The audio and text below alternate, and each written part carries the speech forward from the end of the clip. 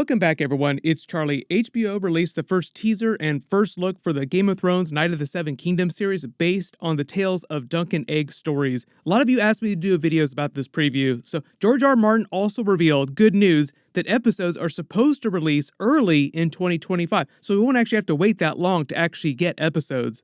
They announced most of the main cast for Season 1, so we'll break it all down, and where this fits in the timeline, how it connects with all the other shows that they're working on right now. There are actually 3 that they're prioritizing, including House of the Dragon, like we're in the middle of that right now. Aegon's Conquest is the other show that HBO is really moving fast on. There are many other ones, those are just the 3 that they're prioritizing. If you're brand new to the channel, be sure to subscribe to get all the episodes. I will do Night of the Seven Kingdoms episodes, obviously, just like I do for Game of Thrones, for House of the Dragon, any other spin-offs that they wind up doing, like Aegon's Conquest.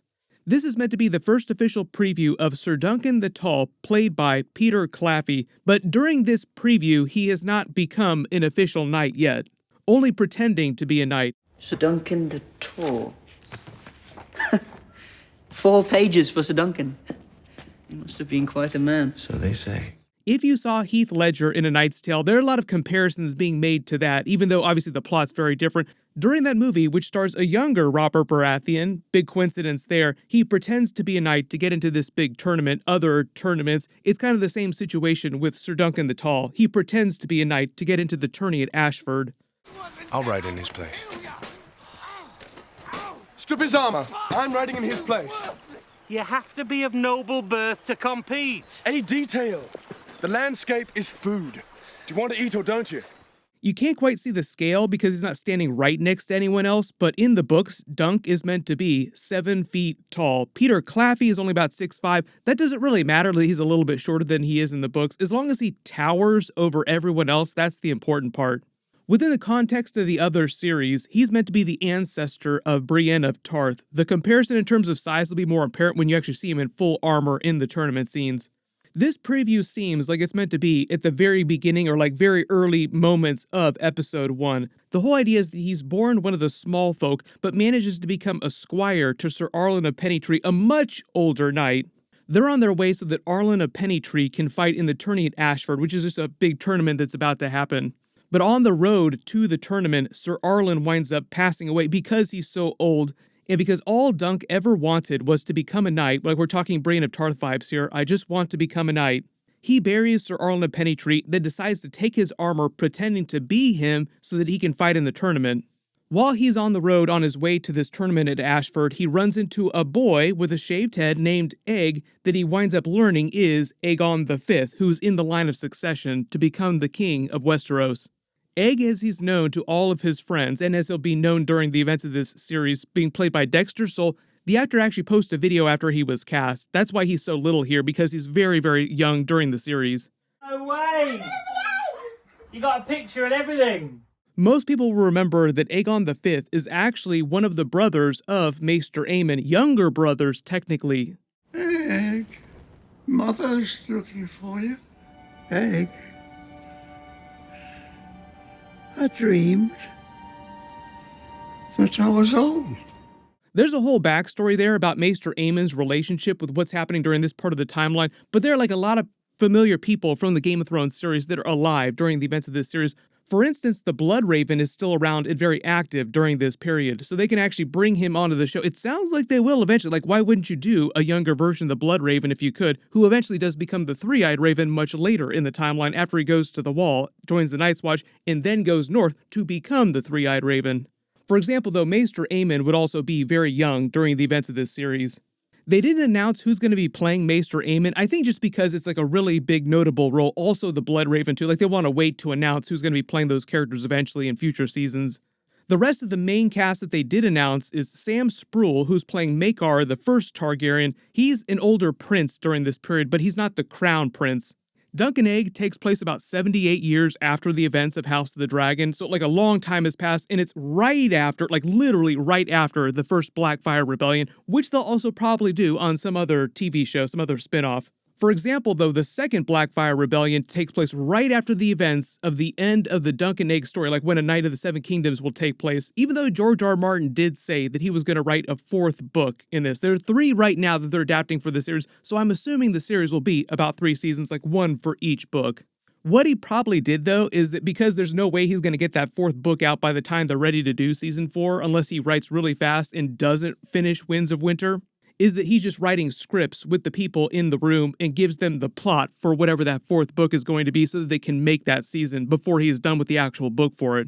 But essentially, the plot that they have right now, based on book material that he's already written, only lasts for about 3 years, about the amount of book material that they had for Dance of the Dragons, House of the Dragons, just to give you a comparison. Next major character is Finn Bennett, playing Arryn Targaryen. Most people will remember him from True Detective very recently. He's nicknamed Arryn the Monstrous, Arryn Brightflame. He's infamously the Targaryen who also tried to drink wildfire later in his life, thinking that it would turn him into a dragon. And as you can imagine, it did not end well for him. After the unfortunate Prince Arryn Targaryen, drunk with wine, boasted that a draught of the substance would transmute him into a dragon, we lost our royal favor. Wildfire is sort of like the Westerosi Targaryen Valyrian version of Greek fire, basically. Bertie Carvel is playing Baelor Targaryen. He's Maekar's older brother and closer to the Iron Throne in the line of succession. He's Egg's uncle. He's been handed the king, generally thought of amongst the realm as a very good person, like everybody tends to like him. The current reigning king during this period is Aerys I. He has no children. He's the brother of Maekar and Baelor.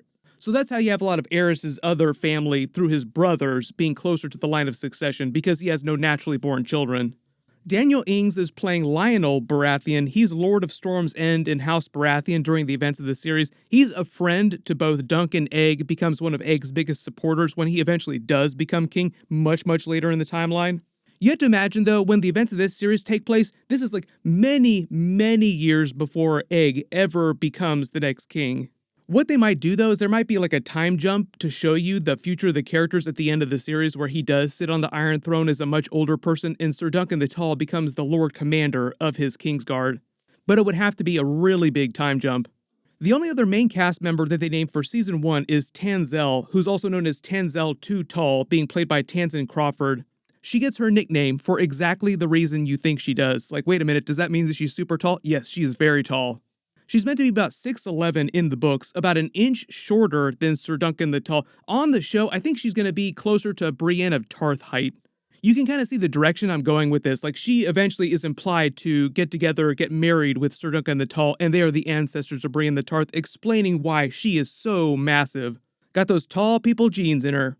Within the actual context of Season 1, though, like long before that happens, she's a Dornish puppeteer who's just working at this tourney at Ashford that happens at the beginning of the series that Dunk and Egg wind up defending against Egg's older brother, Aeryn Targaryen.